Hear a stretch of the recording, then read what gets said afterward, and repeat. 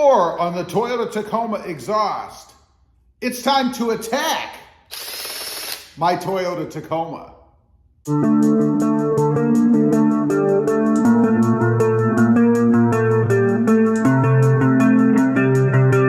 Well, good afternoon, everybody, and welcome back to RobMotive. Real quick, if you haven't before, smash that subscription button and click that notification bell so that you don't miss out on any upcoming videos. And that's right, I am going to be waging war on my Toyota Tacoma exhaust.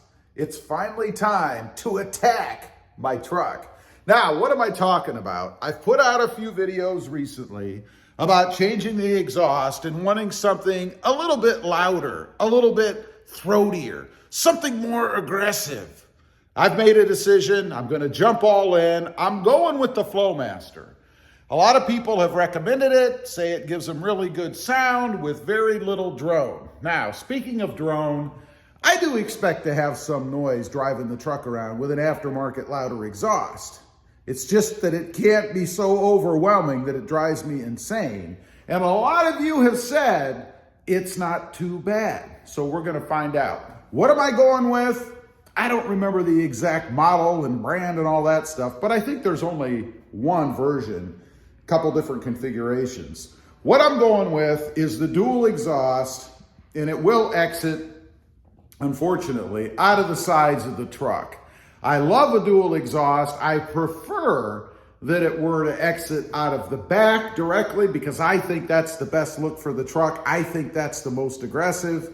But nonetheless, we're going to go with the side exit. Now, I said there's a couple of different configurations. There's a chrome tip version, which I'm not going with because I'm not a fan of chrome. And then there's a blacked out tip version, which is what I'm going to do. Now, there is even one other option, I think. You can go with stainless steel or chrome silver pipes, or you can pay more money and go with blacked out pipes. Now, this is under the truck. So unless anybody's crawling around under there, I don't think it's going to be seen anyway. So I'm going to save a little bit of money. I'm going to go with just the stainless steel pipes, and then we'll go with the black tips. Have to have black tips on the magnetic gray metallic truck. I've got a lot of other black accents on this truck, and I think it will look pretty darn good. So again, my aim is to have something more aggressive. When I turn the truck on, start it up, I still have a key, by the way, I want it to be loud. I want a little bit of a grumble. I want it to wake the neighbors up a little.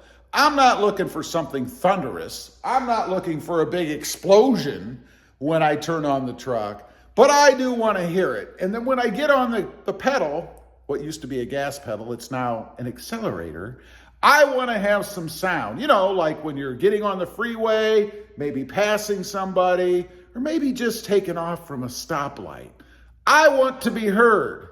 I want to hear it. That's the most important because after all, it's my truck. So right along with that, and I've been debating this for a while, I'm going to change the cold air intake as well. The truck has a cold air intake in it now. It comes that way from the factory, but it's rather blasé.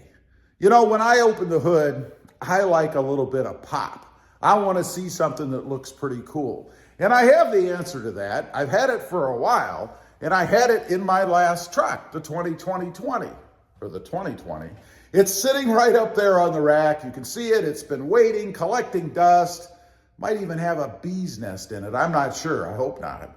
But it's the S&B cold air intake, and what I really like about it is just the aesthetics. It has that plexiglass top. You can see the big, ginormous filter underneath, and I want to see that again. I miss that because I do open the hood of my truck quite frequently. I love to marvel at the V6 power plant that's in there. Not the biggest, not a V8, but I still like to nose around under there a bit, clean it up now and then, see how it looks. And I want to see this cold air intake when I pop the hood. Now, there's a reason that it's not in there now, and that's due to the hood struts. I have hood struts on the truck. They're the bolt-on kind. They're SECCOTINE, I believe, which I think is the best alternative unless you're going to run a bigger cold air intake. On my last truck, I had the red line tuning version. Those are the ones where you have to drill holes in the hood. A very scary proposition. You never want to go too far, if you know what I mean. And then also down below. I had to take one out because the cold air intake didn't fit in there. The hood strut would hit, I wouldn't be able to close the hood. Kind of defeats the whole purpose. So I removed one and I went with just one on the driver's side. Well, like I said, I've gone with the SECCOTINE no drill version, but I have the same problem. They're still in the way. So recently, there's a company, and I'll have a video out on this once they arrive and I do the install. But there's a company who's come out with a more robust single hood strut. Supposed to be able to handle the load of the hood, a little bit beefier than what the other ones were where I just had a single strut on. I have that coming. The only downside about that one is it again is a drill version. So I will have to drill a hole in the bottom along the fender there, on the inside of course, and also a fender in the hood to rivet mount the brackets. That's probably my least favorite part of that mod, if I'm being honest. It's not really so much even drilling the holes, because if you're careful, that's not really a problem. But it's those rivet mounts. You know, trying to put a rivet in a hood that moves and doesn't hold down very well is kind of difficult to do. Just getting the rivet in the hole itself, you kind of have to pound it in there a little bit. That's kind of a drag too. I don't really dig doing that. I would rather it was some sort of a bolt-in application, even if you had to drill the hood. Probably nothing out there really like that. I mean, I suppose I could drill and use screws, but I don't have a lot of faith that they would hold for long and that they wouldn't cause me troubles down the road. So I will be going with that version. Again, it's the single hood strut, a little bit beefier so that it'll handle the weight of the hood. Now, my goal in adding the cold air intake, of course, is to get more air through the engine to the exhaust so that I can get more sound out of that exhaust. I'm even hoping that in going with that exhaust, I get a little bit more sound overall throughout the cab, from the hood or under the hood, all the way to the back. That's what I'm looking for. I want that grumble. I've decided to do it. I am waging war on the Toyota Tacoma exhaust. We're going to be attacking it soon. So stay tuned. It's going to be coming. Of course, I have to wait for everything to get here, but it's going to be the next 2 major mods to my 2021 Toyota Tacoma. Again, real quick, if you didn't in the beginning, make sure you smash that subscribe button right now and click that notification bell so that you don't miss out on any upcoming videos. I do have 2 additional channels. RobMotive JT, all about Jeep Gladiators,